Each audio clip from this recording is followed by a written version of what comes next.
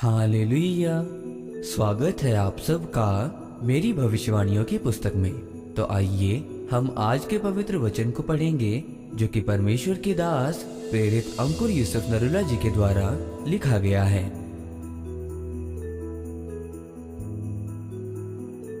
आत्मिक खतना करवाएं। जैसा कि उत्पत्ति की पुस्तक अध्याय 17 उसकी 10 आयत में लिखा है, मेरे साथ बांधी हुई वाचा जिसका पालन तुझे और तेरे पश्चात तेरे वंश को करना पड़ेगा, वो ये है, तुम में से एक एक पुरुष का खतना हो। मेरे प्रियो, परमेश्वर ने अब्राहम से कहा, तू मेरे साथ बांधी हुई वाचा का पालन करना, और जब तू और तेरा वंश एक एक पुरुष अपना खतना करवाएगा तो मैं तुझे फलवत्त करूंगा और तुझे पुत्र के साथ आशीषित करूंगा। उत्पत्ति अध्याय 17 उसकी 11 आयत में लिखा है कि तुम अपनी अपनी खलड़ी का खतना कर लेना। जो वाचा मेरे और तुम्हारे बीच में है उसका यही चिन्ह होगा।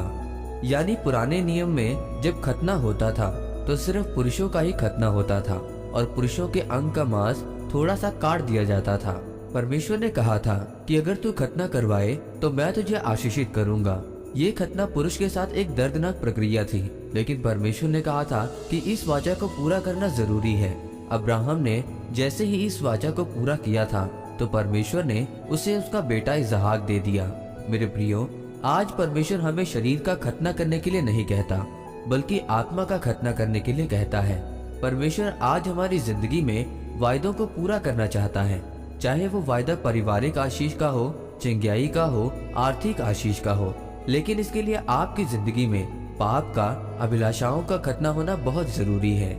पौलुस ने कहा कि मैं परमेश्वर के सुसमाचार के लिए अलग किया गया हूँ, लेकिन मेरे लिए कुछ सीमाएं ठहरा दी गई हैं और सीमाओं को पार करना जरूरी नहीं है, क्योंकि जैसे ही मैं उन सीमाओं को पार करूंगा तो परमेश्वर का वचन टूटेगा और मैं आत्मिक रीति से फिर खतना नहीं करवा सकता।